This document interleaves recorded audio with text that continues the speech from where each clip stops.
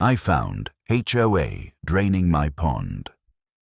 My game warden friend ended their whole operation. Step away from the pump. The man in the reflective vest turned slowly, hose still in his hands, water still gushing from my pond into his truck. His face showed the particular kind of confusion you see in people who've never been told no. "Sir, this is an authorized—" I said, "Step away." He looked at his partner. His partner looked at the third man, the one standing by the truck with a clipboard, pretending to supervise. None of them moved. I walked closer, mud squelching under my bare feet, the pre-dawn air cold against my skin. The water level had already dropped 3 feet. Fish flopped in the shallows, gasping for depth that wasn't there anymore. Bluegill I'd stocked 20 years ago, bass that had grown fat and lazy in the deep water. All of them dying while these men in matching vests pumped my pond into a metal tank. "You're on private property," I said. "My property. Turn off that pump or I turn it off for you." The clipboard man stepped forward. Tall, soft hands, the kind of tan you get from golf courses rather than honest work. "Mr. Turner, I presume. I'm afraid you're mistaken about the situation here. This pond has been classified as an environmental hazard by Meadow Ridge Community Association. We have full authority to—" "You have nothing." I pulled out my phone, hit record, held it up so the red light was visible. "This land isn't part of your HOA, never has been. You're committing criminal trespass, property destruction, and theft of water resources. You've got 30 seconds to shut down that pump and get off my land." "Sir, I have paperwork that says—" 25 seconds. The clipboard man's smile flickered. He glanced at his workers, then back at me. I was 62 years old, barefoot, wearing nothing but a robe and boxer shorts. I probably looked like a crazy old man who'd wandered out of a nursing home, but something in my eyes must have told him different. Something that said I wasn't bluffing. Something that said I'd spent 34 years as a hydrological engineer for the state of Texas and knew exactly what laws he was breaking. Something that said my wife's ashes were scattered in that water and I would burn his whole operation to the ground before I let him steal her from me. 15 seconds. The taller worker dropped his hose. "Screw this, man. I'm not getting arrested for some pond." "Pick that up," clipboard man snapped. "We have authorization. This is completely legal." 10 seconds. The second worker backed away from the pump. "He's recording us, Derek. This ain't worth it." Derek. Now I had a name. I filed it away. 5 seconds. Derek's face went red. He jabbed a finger at me. "You'll be hearing from our lawyers, Mr. Turner. This pond is a health hazard and a liability. The association will—" I walked past him, straight to the pump, and yanked the power cable. The machine coughed, sputtered, died. The sudden silence was beautiful. "Get off my land," I said quietly. "Now." They got. Derek threw his clipboard into the truck, the workers scrambled into the cab, and they tore down my driveway fast enough to kick gravel against my fence posts. I stood there, watching until their taillights disappeared around the bend. Then I looked at my pond, at the exposed mud banks, the gasping fish, the damage that would take months to repair, at the water where I'd proposed to Mary 38 years ago, at the water where I'd scattered her ashes 3 years ago, because she asked me to, because she said it was the only place she ever felt truly at peace. They'd stolen 3,000 gallons of her. 3,000 gallons of memory, of love, of everything I had left. I knelt in the mud and started rescuing what fish I could, carrying them one by one to the deeper water. The sun came up while I worked, painting the sky orange and pink, the kind of sunrise Mary used to wake me up to see. "We've got a problem," I told her quietly, "but I'm going to fix it, I promise." The water rippled. I chose to believe she heard me. "My name is Walter Turner. I'm 62 years old.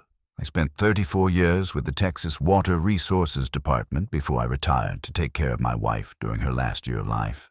I know more about water rights, aquifer systems, and environmental law than most lawyers who specialize in the field. And someone just declared war on me. They picked the wrong enemy. The letter arrived 3 days later. Certified mail, return receipt requested, thick as a magazine and twice as ugly. Meadow Ridge Community Association. A logo of rolling hills and happy houses. Below that, 3 pages of legal threats that boiled down to simple extortion.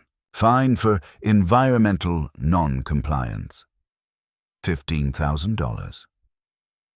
Deadline for voluntary drainage. 30 days. Signature at the bottom. Victor Holloway, President. I set the letter on my kitchen table and poured myself a cup of coffee. Then I walked to my office and started pulling files. The deed showed clear chain of title going back to 1967, when my parents bought the land. The plat map showed Meadow Ridge ending at Miller Creek, a quarter-mile from my property line. My land had never been part of their development. My land had never been subject to their rules. So why were they coming after me? I called the number on the letterhead. Meadow Ridge Community Association, how may I direct your call? Victor Holloway. May I ask what this is regarding? He'll know. Click, hold music. Then a new voice, smooth as oil on water. Mr. Turner, I was hoping you'd call. I got your letter, Holloway. Please, call me Victor. And yes, I understand this must be frustrating, but I want you to know we're committed to finding a solution that works for everyone. Here's a solution. Stop sending workers onto my property. Stop sending me letters. Stop pretending you have authority you don't have. A small laugh. I understand why you might think that, but our records show. Your records are wrong. My land isn't part of your HOA. Never has been, never will be. Silence. Then his voice dropped, losing some of its polish. Mr. Turner, let me be direct. That pond of yours is sitting on valuable water rights.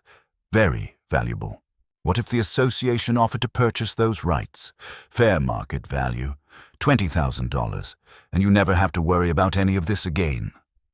There it was. Not environmental concerns, not mosquito breeding, just money. Let me be direct back, I said. You sent men onto my property at 5 in the morning to steal my water. If it happens again, they won't be walking off, and neither will you. Is that a threat? It's a promise. Have a nice day, Victor. I hung up before he could respond. Then I walked out to my pond and sat on the bench my father built 50 years ago. The same bench where Mary and I sat every evening for 34 years. The same bench where I still sit every single day, talking to her like she can still hear me. They want the water, I told her. They want to drain everything we built and sell it to the highest bidder. A fish jumped. A frog began its morning song. I'm not going to let them. My father dug this pond in 1967, the year I turned 5. Dug it mostly by hand, with a borrowed tractor for the heavy work. He'd had dreams of raising catfish, selling them to restaurants in Austin. The dream never panned out, but the pond remained. I remember sitting on the bank as a boy, watching him work. His shirt soaked through with sweat, his arms thick with muscle, his face set in that expression of stubborn determination I'd later recognize in my own mirror. Why are you doing this, Dad? I asked him once. It's so much work. He stopped digging, leaned on his shovel, looked at me with those steady gray eyes. Because water is life, son. You put water on land, the land gives back. Fish to eat, birds to watch, a place to sit and think when the world gets too loud. He wiped his forehead. A man needs a place like that. Everyone does. I didn't understand then. I was 5. The world was simple, and my father was invincible, and water was just something that came out of the tap. But I understand now.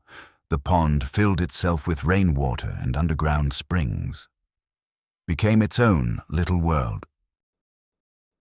Fish and frogs and turtles and herons, cattails along the banks, lily pads in the shallows, a whole ecosystem that had evolved over 5 decades. My mother used to sit by the water every evening, reading her Bible, watching the sunset paint colors across the surface. God's mirror, she called it, shows you what you need to see if you're patient enough to look. Mary and I found this land in 1986, a year after we got married. We were driving back roads with no destination, just exploring, when we crested a hill and saw it spread out below us. Rolling fields, old oaks, and at the center, a pond that caught the afternoon light like a mirror. "Stop the car," she said. She was already reaching for the door. We walked down to the water together. A heron stood in the shallows, watching us approach. The grass was tall and wild, full of wild flowers and buzzing insects. Somewhere in the distance, a mockingbird was running through its repertoire. When we got close enough to see our reflections in the water, Mary grabbed my hand. "This is it," she whispered. "Walter, this is the place." "We can't afford it," I said. We were young, broke, living in a tiny apartment in Austin. The down payment alone would take years to save. "Then we'll save," she said simply, "however long it takes." It took 3 years, 3 years of 60-hour weeks, of brown bag lunches, of driving used cars and skipping vacations and putting every spare dollar into a savings account labeled The Pond. That's what we called it, even before we owned it. The Pond. Like it was already ours, just waiting for us to claim it. After my father died in '94, my mother couldn't bear to stay. "Too many memories," she said. I bought the property from her, moved in with Mary, and spent the next 30 years turning it into home. We fixed up the old farmhouse, new roof, new plumbing, new everything. Mary painted every room herself, chose every color, hung every picture. She made curtains for the kitchen window, the ones with little blue fish on them because she said it was thematic. We raised our son David here, taught him to fish in that pond, to respect the land, to understand that some things are worth more than money. I remember the day he caught his first bass. He was 8 years old, casting with a child-sized rod Mary had bought him for his birthday. When the fish hit, his eyes went wide. Dad, I got something." "Reel it in, son. Steady now. Don't jerk it." He fought that fish for 10 minutes.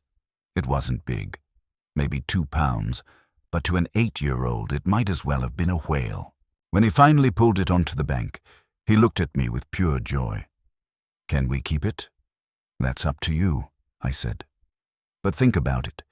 That fish has been growing in this pond for years. You let it go, it'll keep growing, keep making more fish. Catch it again someday when it's even bigger." He thought about it. Then he knelt by the water and let it go. "Bye, fish," he said. "Get bigger for me." Mary stood on the porch, watching.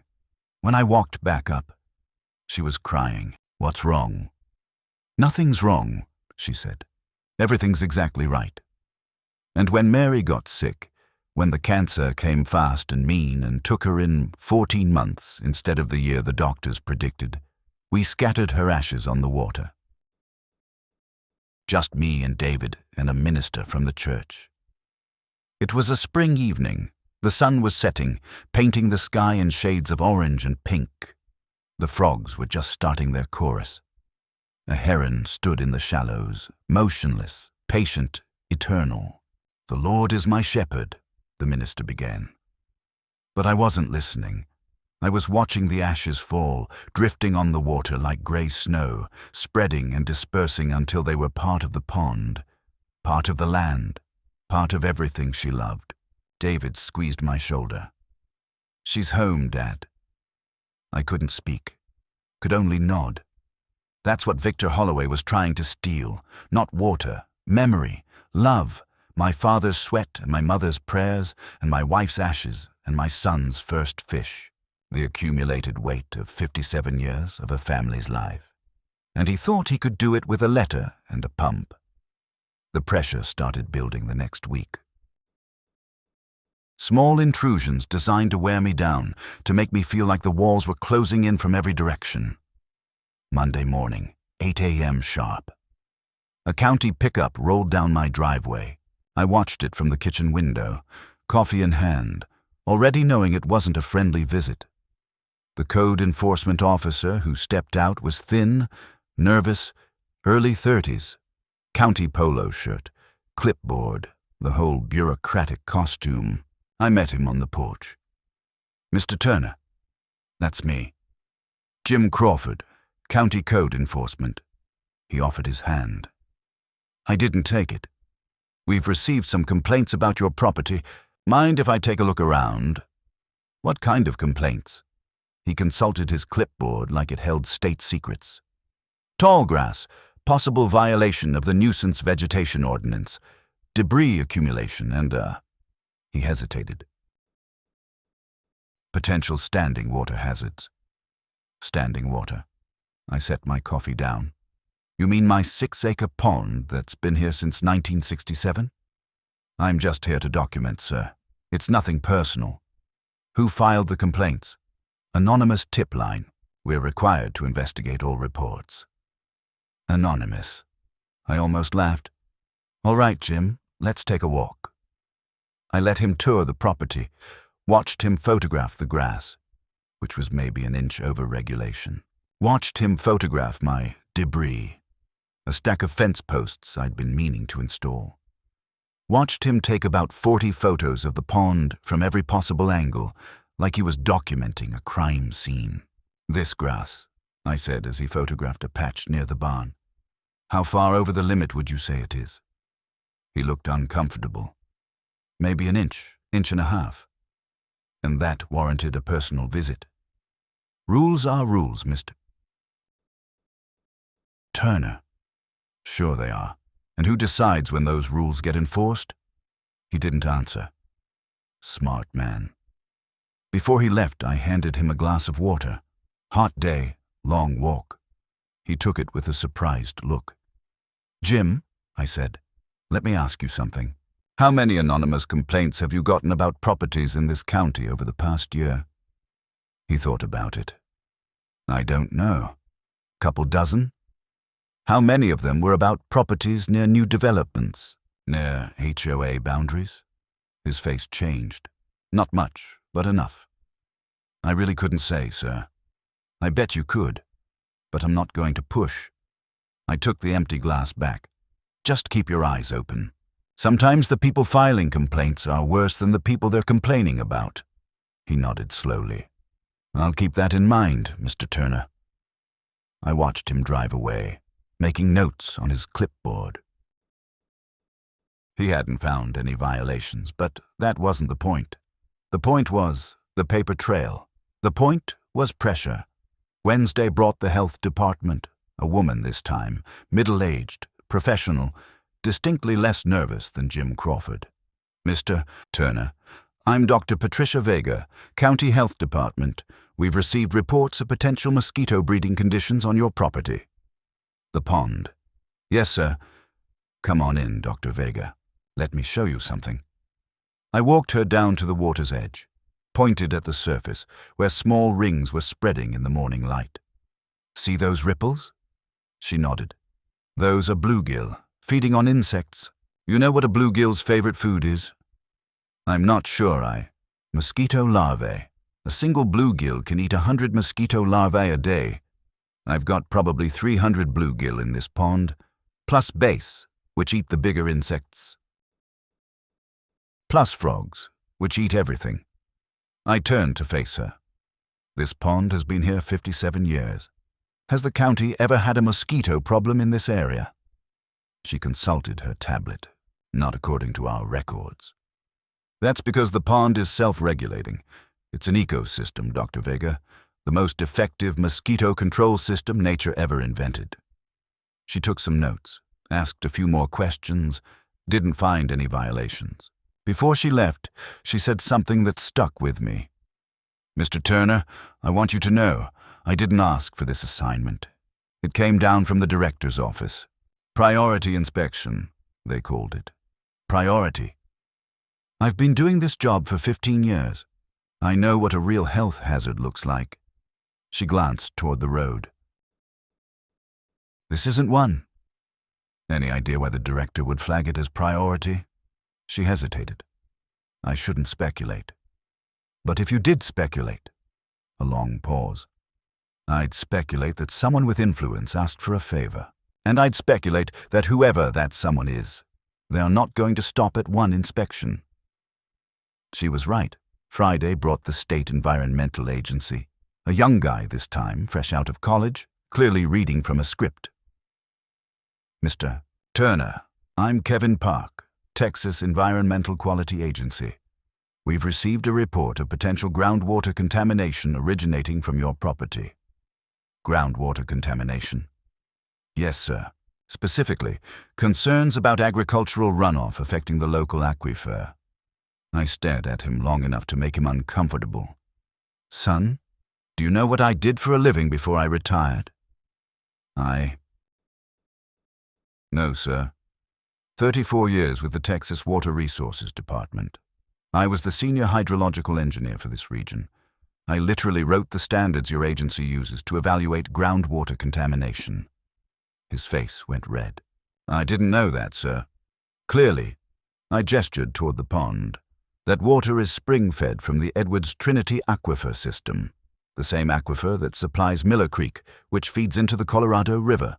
If there was contamination here, it would affect drinking water for 500,000 people. Do you really think no one's been monitoring it?"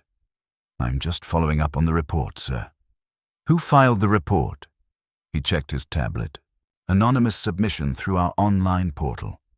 "Of course it was." I sighed. "All right, Kevin, take your samples, run your tests. You're not going to find anything, but I understand you've got a job to do." He took the samples. He ran the tests. He didn't find anything.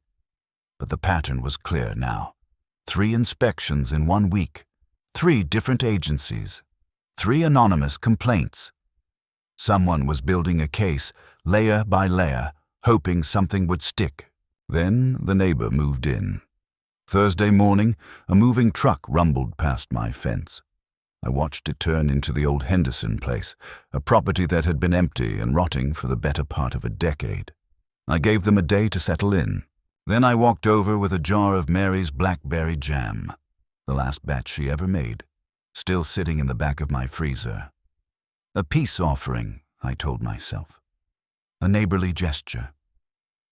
The husband answered the door. Mid-30s, tech worker look, the kind of soft hands and expensive casual clothes that come from spending all day in air-conditioned offices. "Hi there," I said. "Walter Turner, from the property next door. Wanted to welcome you to the neighborhood." "Oh, hey." He smiled too quickly, too broadly. "Brad Morrison, this is great, man. We were hoping to meet the neighbors." His wife appeared behind him. Jennifer, pretty, polished, the same manufactured friendliness in her expression. "Is that jam?" she asked. "That's so sweet of you." "My wife made it. She passed a few years back, but I've still got some of her preserves." I handed over the jar. "Blackberry, best you'll ever taste." They invited me in for coffee. I accepted, partly to be polite, partly to get a better look at the place. The renovation was impressive. New everything, floors, walls, appliances. Must have cost a fortune. "You did all this in a week?" I asked. Brad laughed. "Oh no, the work was mostly done when we bought it. Previous owner started the renovation, then had to sell. We just finished the details." "Previous owner?" "Some holding company." "Crestline something. They were great to work with." I filed that away. The conversation drifted to the usual topics. Jobs, kids, the area. Brad worked remotely for an Austin tech firm. Jennifer was a freelance graphic designer. They had 2 kids, 7 and 9, plus a golden retriever that kept trying to climb into my lap. Then I noticed the camera. Through the kitchen window, I could see it clearly. A security camera mounted on a pole at the corner of their property. The lens was pointed directly at my land. "Nice security setup," I said casually. Brad followed my gaze. "Oh yeah, the HOA recommended it. You can't be too careful these days." The HOA. Meadow Ridge. The property was technically in their zone, but the previous owner never paid dues. We had to settle a bunch of back fees, but they worked with us on it. That was generous of them. Right, they've been super supportive. Already invited us to a couple of board meetings, introduced us to people. He shrugged. It's nice to have that community feeling, you know. I looked at the camera again, at Brad's too easy smile, at Jennifer's watchful eyes. "Yeah," I said, "community's important." I thanked them for the coffee and walked home. My mind was working through the implications. The Henderson place had been on the market for years. Nobody wanted it. Too much work, too far from town. Then suddenly it sells, gets renovated to the nines, and the buyers just happen to be connected to Meadow Ridge HOA. And that camera, pointed at my property, not theirs. What community concern required them to monitor my land? That night, I pulled county property records on my laptop. The Henderson place had been purchased 6 weeks before the first letter arrived at my door. The buyer was Crestline Properties LLC, the same Crestline that had built Meadow Ridge. The same Crestline whose CEO was Marcus Webb, father-in-law to Victor Holloway. Brad and Jennifer weren't neighbors, they were surveillance. The escalation came fast after that. Tuesday night around midnight, my truck's motion alarm went off. I grabbed the flashlight and walked out to check. Nothing visible, but something felt wrong. The kind of wrong that prickles at the back of your neck. In the morning, I found it. The sluice gate on the pond's east side, the emergency drainage valve my father had installed in case of flooding, was cracked open. Water was trickling out, running down the drainage ditch toward the creek. Another foot of water, gone overnight. I shut the gate, welded it closed, and installed cameras covering every inch of that side of the property. Wednesday, I got a call from my bank. "Mr. Turner, this is Carolyn at Lone Star Savings." "Morning, Caroline." "What can I do for you?" "Sir, I wanted to let you know we've received an inquiry about your property. A development company is asking about outstanding liens." "There aren't any liens." "I know, sir. That's what I told them. But they were persistent. Asked about mortgage status, property taxes, whether there had been any recent assessments." I gripped the phone tighter. "What development company?" They didn't leave a name. Just said they were representing interested parties looking at properties in the area. "Thanks for the heads up, Caroline." "Of course, sir. You've been a customer for 30 years. I thought you should know someone sniffing around." Thursday afternoon, a white pickup truck rolled to a stop at my fence line. Surveyor's equipment in the back. Tripod, theodolite, orange flags. A guy in an orange vest got out and started setting up. I walked out to meet him. "Help you?" He barely looked up. "Just doing boundary verification." "For who?" "Client confidentiality, sir." "You're on the edge of my property. I've got a right to know who's surveying it." He finally looked at me. Young guy, probably mid-20s. The kind of face that hadn't learned yet that everything in life costs something. "Look, mister, I just go where they tell me to go and measure what they tell me to measure. I don't know anything about the client." "Who's they?" He hesitated. "Thompson and Associates, survey company out of Austin." Thompson and Associates. I pulled out my phone, made a note. "And they didn't tell you who hired them?" "We do work for a lot of developers. Could be anyone." I photographed his truck, noted the license plate. The company logo on the door. "Son, let me give you some advice. Whatever they're paying you, it's not worth getting caught up in something illegal. And what they're planning for this land is definitely illegal. He swallowed hard. I'm just a surveyor, sir. Then survey somewhere else. I walked back to the house. When I checked an hour later, the truck was gone. That night I ran the plate through a contact at the DMV. The truck was registered to a company called Crestline Infrastructure Services, another subsidiary. They had surveyors, lawyers, inspectors, and now even my neighbors working against me. A whole apparatus designed to squeeze out one old man with a pond. But they hadn't counted on one thing. I wasn't going anywhere. Saturday morning brought Derek back. The man from the drainage crew, the one who'd called me old man and told me to get out of his way. This time he brought friends. I watched them pull up to my fence from the kitchen window. 3 guys, 2 trucks. No equipment this time. Just men. The kind of posture that said they were here to intimidate, not to work. Derek climbed out of the lead truck and walked to the fence. Didn't cross it, not yet. Just stood there, hands in his pockets, waiting. I grabbed the shotgun from beside the door and walked out to meet him. Morning, Derek. He smiled. Not a friendly smile. Mr. Turner, good memory. I remember everyone who trespasses on my property. Technically, I'm not trespassing right now.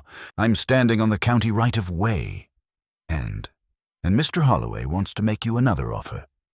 He pulled an envelope from his jacket. $30,000 for the water rights. Cash. No lawyers. No hassle. You sign a paper, we give you a check, and this whole thing goes away. Put the envelope down and step back. He raised his hands in mock surrender. Easy, old-timer. Just trying to help. Help yourself, you mean? Derek's smile faded. There's a difference. I shifted the shotgun, let the barrel drift slightly in his direction. Here's some information for you, Derek. My family has owned this land for 57 years. My father dug that pond with his bare hands. My wife's ashes are in that water. You think $30,000 is going to make me walk away from that? $40,000. Get off my property. I'm not on your property. I'm on you're close enough. And if you're still there in 60 seconds, I'm going to call the sheriff. And then I'm going to call my lawyer. And then I'm going to file charges against you, against Holloway, against everyone involved in this harassment campaign. Derek's jaw tightened. His buddies shifted in their trucks, watching. You're making a mistake, he said quietly. We've got lawyers too. We've got connections. We can tie you up in court for years. By the time it's over, you'll have spent more on attorneys than this land is worth. Maybe. But I've got something you don't have. What's that? Time. I'm 62 years old. I'm retired. I've got nothing but time. I smiled. How about you, Derek? You got time to fight a war you can't win. For a long moment, he just stared at me. Then he dropped the envelope on the ground and walked back to his truck. This isn't over, he called over his shoulder.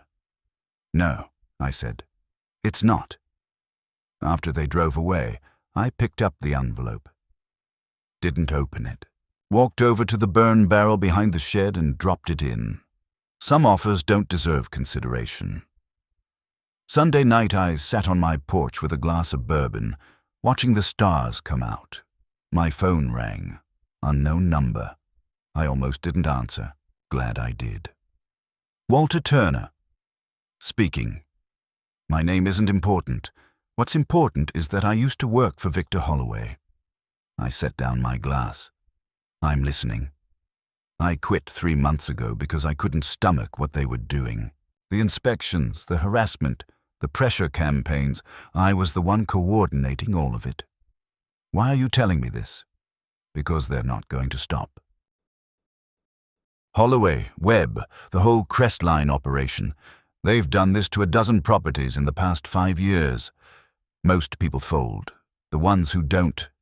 She paused. There was an old man in Cedar Ridge Fought them for 2 years. Had a heart attack in the middle of a deposition. Died before the case went to trial. My chest tightened. I'm not planning to die. Neither was he. Another pause. Mr. Turner, I can't testify against them. I signed a non-disclosure agreement when I left. But I can tell you this. Whatever they're offering you, it's not about the money. It's about the water. I know that. No, you don't. Not all of it. Her voice dropped. There's a project. Meadow Ridge, Phase 2. 200 homes, golf course, community center. The whole thing depends on having a reliable water source. Your pond, it's not just water. It's the foundation for a $50 million development. I closed my eyes. 50 million. That's why they won't give up. That's why they'll do whatever it takes. A long silence. I'm sorry I was part of it. I'm sorry I helped them hurt people. I thought you should know what you're up against. Thank you. Truly. One more thing. Derek's not just an employee. He's Victor's cousin, and he's got a temper. Be careful. The line went dead. I sat there for a long time staring at the phone. $50 million. That's what my pond was worth to them. That's why they'd sent inspectors and surveyors and threatening men to my fence line. But here's the thing about money. It makes people greedy, and greedy people make mistakes. All I had to do was wait for them to make one. Sunday night, I called the one person I knew could help. Ray Jenkins had been a game warden for 30 years. We'd met back when I was with Water Resources, working on a conservation project near Lake Travis. He was the kind of man who looked exactly like what he was. Tall, weathered, quiet, with eyes that didn't miss much. Walter Turner, he said when he answered. Haven't heard from you since Mary's service. How you holding up? Ray, I need your help. I told him everything. The drainage, the letters, the inspections, the new neighbors with their camera pointed at my land. When I finished, he was quiet for a long moment. That pond of yours, he said finally. It's spring-fed, isn't it? Underground aquifer, same one that feeds Miller Creek. Then they've got a problem. A big one. He explained on the drive out the next morning. Spring-fed ponds connected to state waterways fell under federal protection. Draining one without authorization wasn't just trespassing, it was violating the Clean Water Act.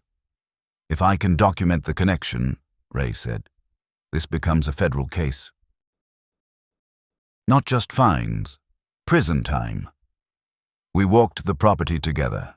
Ray took water samples, photographed the spring outlets, documented everything with the methodical precision of a man who'd been building cases for 3 decades. How many fish did you lose? He asked. 30, maybe 40 in the first drainage. More after they opened the sluice gate. Bluegill, bass, both. Plus catfish. Some of them were 20 years old. Ray sealed his samples and stood.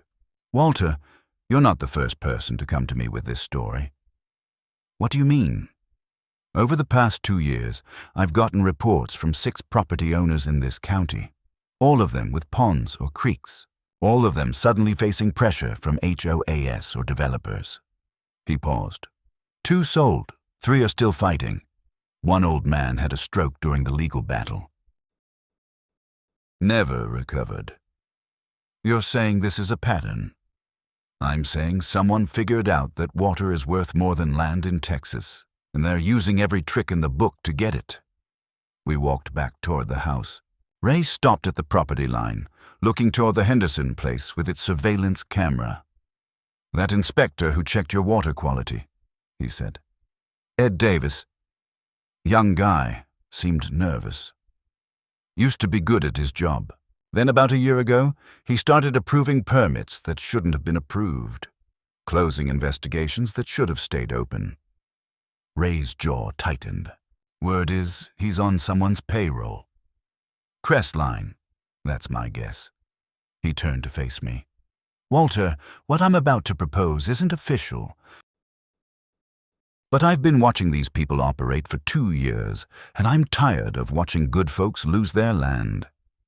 What do you have in mind? We set a trap. Document everything. Build a case so tight that when we spring it, they don't get fined. They go to prison. Tell me what to do. First, we wire your property. Every inch of fence line, every approach, every angle on that pond. If someone sneezes within 100 yards of your land, I want it recorded. If someone sneezes within 100 yards of your land, I want it recorded. Ray spent the next 3 hours showing me how to install surveillance equipment, motion sensors, infrared cameras, audio recorders that could pick up a whisper from 50 feet away. He'd brought a whole case of them in his truck. "Where'd you get all this?" I asked. "Department surplus. Officially, it's for wildlife monitoring." He grinned. Unofficially, it monitors whatever wildlife I pointed at. We placed cameras in spots no one would think to look. Inside a hollowed-out fence post, underneath a bird feeder, wired into an old birdhouse that had been empty for years. By the time we finished, my property had more surveillance coverage than a Las Vegas casino. "Second thing," Ray said as we worked, "you need to file complaints. Official ones. Trespassing, property damage, harassment. Everything that's happened, put it on paper. Make them respond. Won't that just tip them off that I'm fighting back? That's the point. We want them to know you're not folding. We want them to get frustrated, impatient. Impatient people make mistakes." "And the third thing?" He handed me a business card.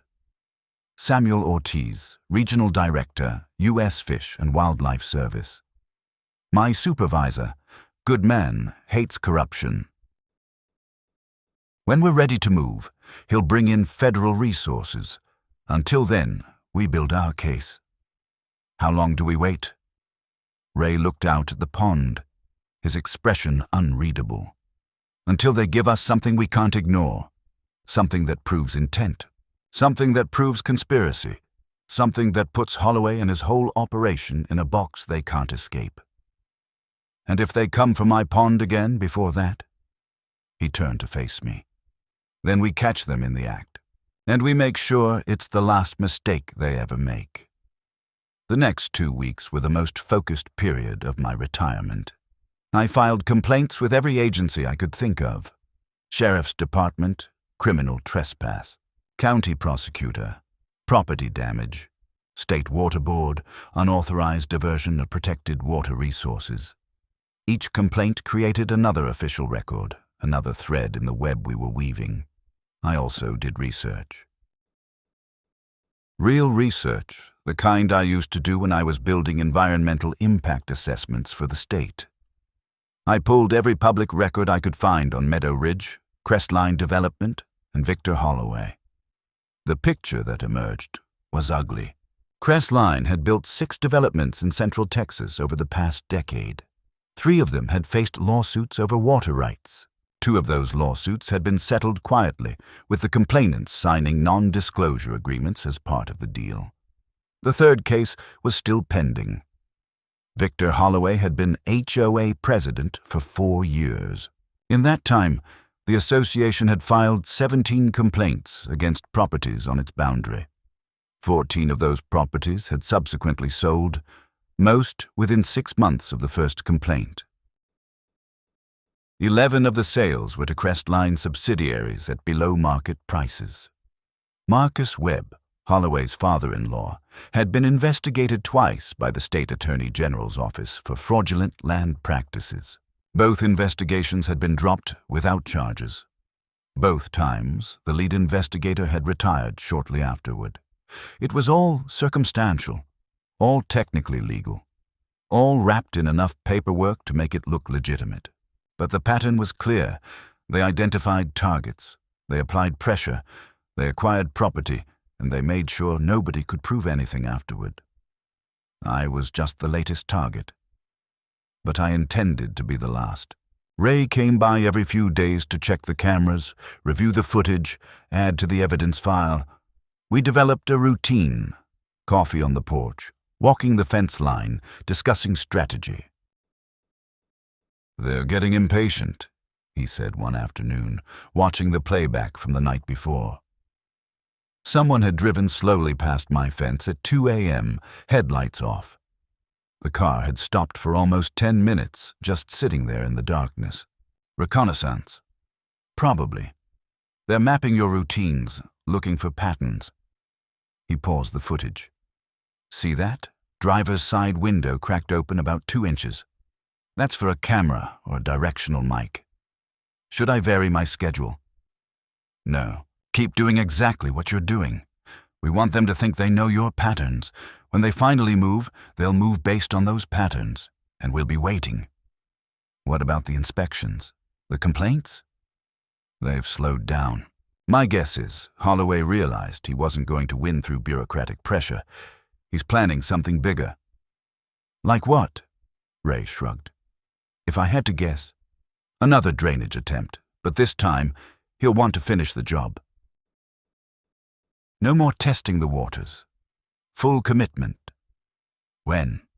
"Soon. Probably within the next 2 weeks."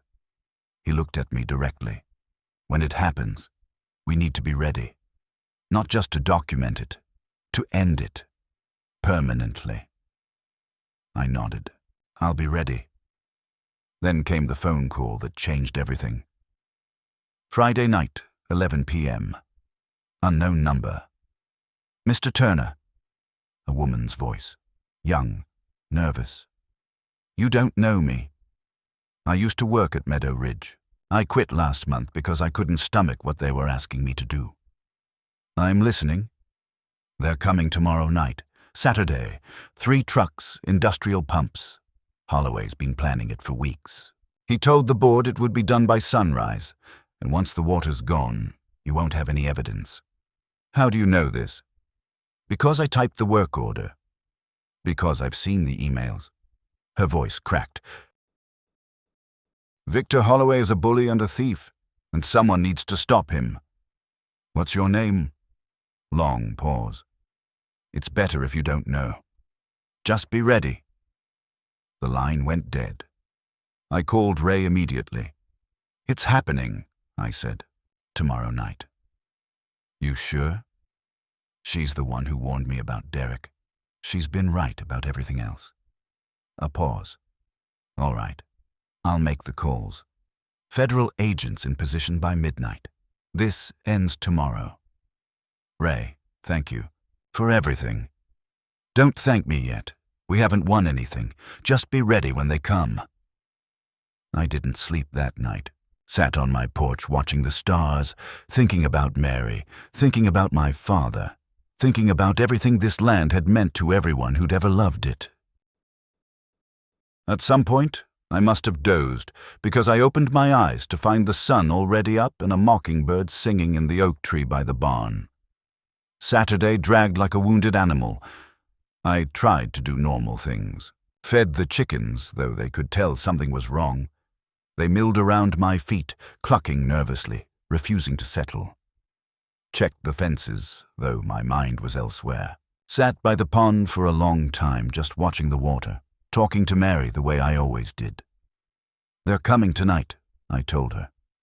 "Coming to finish what they started. 3 trucks, industrial pumps, the whole operation. Holloway's going to be there personally. He wants to watch." A dragonfly landed on the bench beside me, its wings catching the sunlight like stained glass. "But we're ready. Ray's got federal agents lined up. Cameras everywhere. Documentation that'll hold up in any court." I paused. "I just wish you were here. You always knew what to say when I was scared." The dragonfly lifted off, hovered for a moment, then darted away across the water. I chose to believe it was a sign. Around noon, David called, "Dad, everything okay? You sound strange." "I'm fine, son. Just tired." "You sure? Mom always said she could tell when you were hiding something. Said your voice got too casual." I smiled, despite everything. "Your mother was too smart for her own good." "Dad, if something's going on, nothing's going on. just missing her today. You know how it is." A long pause. "I know, Dad. I miss her too." After we hung up, I sat with the phone in my hand for a while. Part of me wanted to call him back, tell him everything, have him here beside me tonight. But another part, the part that remembered what Mary had said about protecting people you love from dangers they can't fight, kept quiet. Some battles you have to face alone. The afternoon crawled by. I cleaned my shotgun, not because I planned to use it, but because the ritual was calming. Checked the camera feeds, reviewed the evidence Ray and I had compiled, watched the shadows lengthen across the pasture as the sun began its descent. Ray arrived at dusk, driving his personal truck instead of the Fish and Wildlife vehicle. He parked behind the barn where it couldn't be seen from the road. "Agents are in position," he said, joining me on the porch. 2 at the north tree line, 2 at the south. Radio contact, night vision, everything they need. And if Holloway doesn't show, then we wait another night. And another if we have to. He accepted the coffee I offered. "But I don't think we'll have to wait. Your caller was specific. Tomorrow night. That's tonight. Holloway's not the patient type. He's been planning this too long to back out now." We sat in darkness, watching the stars emerge one by one. The kind of silence that fills the space between heartbeats. The kind of waiting that makes minutes feel like hours and hours feel like days. I thought about Mary, about all the evenings we'd spent on this porch, watching the same stars, feeling the same breeze, about how she'd rest her head on my shoulder and say, "I could stay here forever." She got her wish, in a way. Her ashes were in that water. Part of the pond, part of the land, part of forever. "You okay?" Ray asked quietly. "Just thinking about my wife. Mary was a good woman. I only met her a few times, but I remember thinking, that's a woman who knows what matters. She did. Always did." Around midnight, Ray's radio crackled. "Unit 2 in position. All quiet." "Copy. Unit 2. Maintain position." He looked at me. "Now we wait." At 2:47 a.m., my phone buzzed. Motion detected. South fence line. I showed Ray the screen. He keyed his radio. "All units, we have movement. South perimeter. Hold positions until targets are committed. I repeat, do not move until I give the signal." We watched the camera feed together. 3 trucks rolling down the dirt road, headlights off, moving slow and quiet, like predators stalking prey. They stopped at the fence line. Men started unloading equipment. "Count them," Ray murmured. 8. No, 9, plus the guy staying with the trucks. Holloway. I watched the lead truck. A figure stepped out, moving with that particular swagger I'd come to recognize. Even in the grainy night vision footage, even without seeing his face, I knew it was him. "That's him. That's Victor Holloway." Ray smiled grimly. "Then let's end this." I grabbed my keys. "I'm not waiting up here." "Walter." "That's my pond, Ray. My wife's ashes are in that water. I'm not sitting on my porch while they drain her into a tank." He studied my face for a long moment. Then he nodded. "Stay behind me. Don't do anything that gets you shot. Define anything. Anything stupid." We moved out. The night was moonless, which worked in our favor. I knew this land blind, every dip, every rise, every patch of rough ground that could trip an unwary foot. Ray followed close behind, moving with the practiced silence of a man who'd spent his career tracking poachers in the dark. We circled wide, approaching the pond from the west, using the tree line for cover. As we got closer, I could hear them working, the clang of metal on metal, the rumble of generators firing up, voices, low but audible, giving orders. Then the pump started. That sound, The mechanical sucking, the rush of water being stolen, hit me like a physical blow. Every instinct screamed to charge in there, to stop them, to protect what was mine. But Ray's hand on my shoulder held me back. "Wait," he breathed. "Let them commit." We watched from the shadows as the operation unfolded. 3 industrial pumps, far bigger than the ones they'd used before. Thick hoses snaking down to the water's edge. A tanker truck backing into position, its tank gleaming in the workers' flashlights. And there, standing apart from the others with his arms crossed and his polo shirt gleaming white in the darkness, was Victor Holloway, supervising, savoring, believing he'd won. "That's enough," Ray murmured. He keyed his radio. "All units, move in. Targets are committed. I repeat, move in now." I didn't wait for the signal. My F-150 roared to life before Ray could stop me. I threw it into gear and tore down the dirt road toward the south pasture, headlights blazing like the wrath of God. The workers saw me coming. Shouts of alarm, flashlights swinging toward the sound. Someone yelled, "Go, go, go!" But they had nowhere to go. Their trucks were positioned for the work, not for escape. I aimed my truck straight at the gap between their vehicles and the water, slammed the brakes at the last second, skidding sideways in the mud, blocking their exit completely. The F-150 shuddered to a stop inches from a generator, my headlights illuminating the whole scene like a stage set. Holloway spun around, face pale in the glare. For a moment, just a moment, I saw something I'd never seen on that face before. Fear. "What the hell?" I was out of the truck before he finished the sentence. "Evening, Victor," I said, walking toward the pumps. "Nice night for a theft." "Turner, you're interfering with an authorized—" "Save it." I reached the first pump, grabbed the power cable, and yanked it free. The machine coughed, sputtered, died. I moved to the second pump. No court order, no legal authority, no authorization of any kind. Another cable, another dying pump. Just you and your goons stealing water in the middle of the night.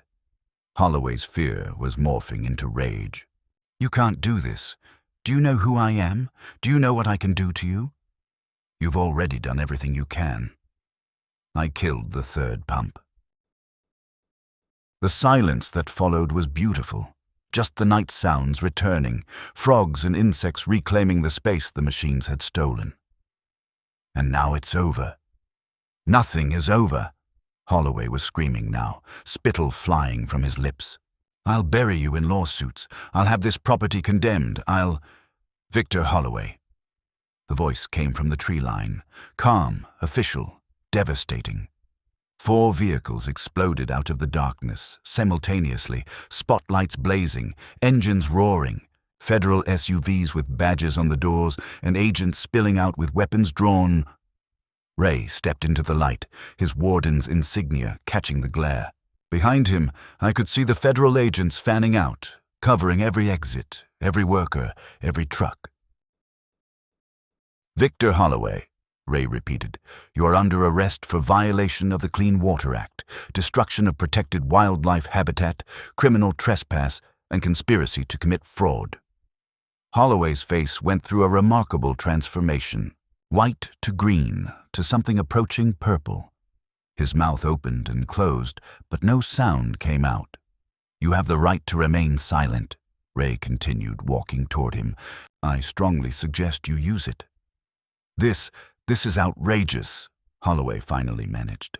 "This is private property, HOA jurisdiction. You have no authority here."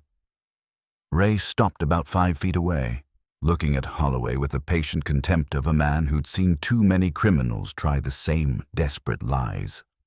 "This land was never part of your HOA, Mr. Holloway." "The deed records prove it. The county maps prove it. Everything you've told the residents of Meadow Ridge, everything you've told your board, everything you've told your father-in-law. Lies. All of it." He turned toward the lead truck, opened the passenger door, and pulled out a folder thick with documents. held it up so everyone could see. And this is the evidence of your conspiracy. Plans for 7 properties, 7 ponds, all of them targeted for what you called environmental remediation. He flipped through the pages. The Henderson property, the Baker farm, the Miller acreage, families who've owned their land for generations, pushed out by fake complaints and fraudulent paperwork. He closed the folder with a snap. How many people have you stolen from, Victor? How many families have you destroyed? Holloway was shaking now, his whole body trembling like a man with fever. The workers around him were being cuffed, led away, loaded into waiting vehicles. He was alone, surrounded, exposed, and then he did the stupidest thing possible. He ran, or tried to. He made it maybe 10 feet before his Italian loafers, $400 shoes, meant for boardrooms and country clubs, hit a patch of mud I knew intimately, the same mud where I'd knelt 3 weeks ago, rescuing dying fish. The same mud where Mary's ashes had mixed with the earth and water. His feet went out from under him like he'd stepped on ice. The sound he made was somewhere between a splat and a scream. When he pushed himself up, gasping, he was covered head to toe. Mud in his hair, mud in his ears, mud dripping from his chin and filling his mouth. His white polo shirt was brown now, plastered to his body like a second skin. His khakis were ruined beyond salvage. He looked like a swamp creature that had lost a fight with the swamp. "Don't move!" a federal agent shouted, approaching with handcuffs ready. Holloway tried to stand. His loafers had no grip. He slipped immediately, went down on one knee, scrambled, slipped again. It was like watching a man try to climb out of a bathtub full of grease. I said, "Don't move." But Holloway was beyond hearing. Panic had taken over completely. He was making sounds now, not words, just sounds. Whimpering, gasping, choking on the mud in his mouth. And then, as the agent reached for his arm, Victor Holloway did something I'll never forget. He vomited. Not a dignified, controlled heave. A violent, full-body convulsion that brought up everything in his stomach and deposited it on the agent's shoes and the mud around him. The stench hit immediately. Bile and fear and whatever expensive dinner Holloway had eaten before coming to steal my pond. Jesus Christ! The agent jumped back, nearly slipping in the muck himself. Holloway heaved again, and again. Strings of vomit mixing with the mud on his chin, his expensive clothes, the ground around him. His whole body shook with each convulsion. "Get him up," Ray said quietly. "And get him a bucket." 2 agents approached more carefully this time, grabbing Holloway under the arms and hauling him upright. He hung between them like a broken marionette, still retching, still shaking, utterly destroyed. This was the man who had threatened me, who had sent workers to drain my pond in the night, who had surrounded me with surveillance and inspectors and lawyers, who had thought he could take whatever he wanted because money and connections made him untouchable. Now he was being dragged through the mud toward a federal SUV, covered in his own filth, facing years in prison.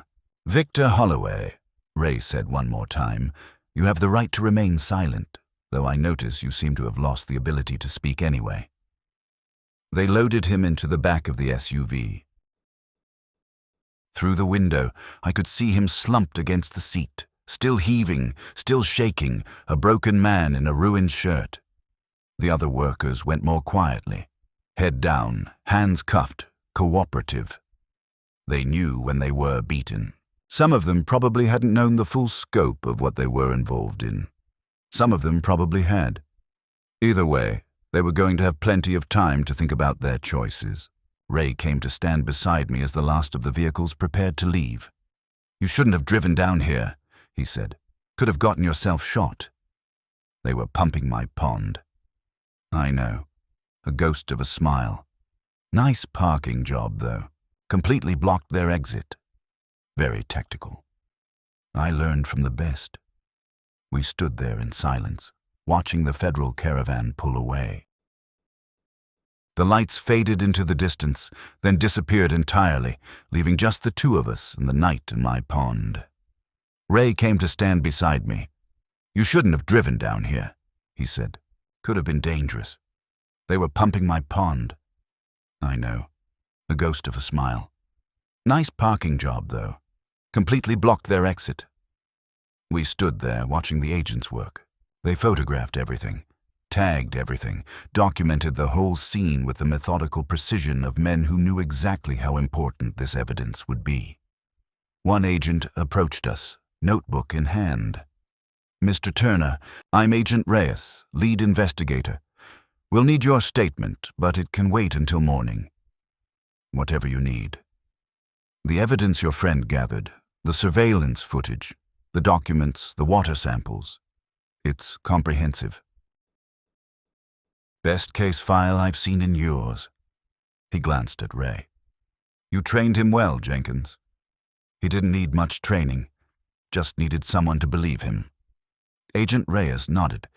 "We'll be in touch. For now, try to get some rest. You've had a hell of a night." He walked back to join the other agents, leaving Ray and me alone again. The sky was starting to lighten in the east. The frogs had gone quiet, sensing dawn approaching. My pond sat behind us, the water leveled down, but not gone. Wounded, but alive. I walked to the water's edge, to the spot where the pumps had been working. The mud was churned up, thick with boot prints and tire tracks, but the water was still there, still holding everything I'd ever loved. "It's over," Ray said quietly, coming to stand beside me. I looked at the trucks being impounded, the workers being led away, Holloway's muddy form visible through the SUV window. I thought about my father, digging this pond by hand. I thought about Mary, asking me to scatter her ashes here. I thought about all the people Holloway had hurt, all the families he'd broken, all the land he'd stolen. "Yeah," I said, "it is." Ray left around dawn, promising to return in the afternoon for the formal statement. I stayed by the pond as the sun came up, watching the light change the water from black to gold. A heron appeared from somewhere, landing silently in the shallows. It stood motionless, patient, waiting, like it knew the drama was over and life could return to normal. "You're welcome back any time," I told it. The heron didn't respond. Herons rarely do. I finally went inside around 7, made coffee, sat at my kitchen table. The adrenaline was fading, leaving exhaustion in its wake. But underneath the tiredness, I felt something else. Something I hadn't felt in a long time. Peace. The trials took 6 months. Federal court, state charges, a parade of lawyers arguing about jurisdiction and intent. I testified twice, told the same story both times. My land, my pond, my family's legacy. The sentences came down like hammer blows. Victor Holloway, 4 years federal prison for conspiracy to violate the Clean Water Act, criminal trespass, and wire fraud, plus $340,000 in fines. His wife filed for divorce before sentencing. Ed Davis, the corrupt inspector. 18 months, permanent revocation of his professional licenses. Marcus Webb, Holloway's father-in-law and Crestline CEO. 2 years, plus $1.2 million in restitution. Meadow Ridge, HOA, forced dissolution. The development was purchased by a conservation trust. I received $127,000 in compensation. Enough to repair the pond, replace the fence, set aside something for David and his grandkids. But the money wasn't what mattered. The new gate went up on a Saturday in October. Cedar posts, wrought iron bars, built to last a century. At the top, a sign I'd had custom made, Turner Pond Est. 1967, protected by family, friends, and federal law. David drove down to help install it. He brought the twins, Robert and Eleanor, named after my parents.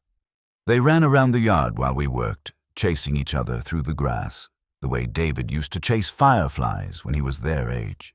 When we finished, David stood back to look at our work. Think that'll keep them out?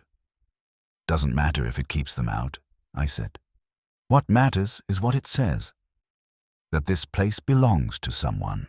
That someone was willing to fight for it. That evening, after David and the kids left, I walked down to the pond one last time. The water was almost back to normal. A heron had returned to the shallows. The frogs were loud, the way they always are in autumn. I sat on the bench my father built, the same bench where Mary and I had sat 1,000 times. We did it, I said quietly. We saved it. The water rippled. A fish jumped. Somewhere in the darkness, a frog answered. I sat there until the stars came out, until the moon rose over the hills, until the pond was silver and black and silent, the way it had been for 57 years. Then I walked home, slow and steady, the way I've walked that path my whole life. Some things are worth fighting for. This land, this water, this life. Victor Holloway is sitting in a federal cell right now, paying for his crimes one day at a time. His development dreams are dead. His family is gone. His reputation is mud, literally. And I'm still here, still walking down to the pond every morning, still talking to Mary like she can hear me. Still watching the fish I stocked, the herons I welcomed, the life that continues despite everything people like Holloway try to do. They thought they could steal it in the dark. Thought a pump and a fake letter were all they needed. Thought I was just an old man, too tired to fight. They were wrong about all of it. Turner Pond. Established 1967. Protected by family, friends, and federal law. Protected by me.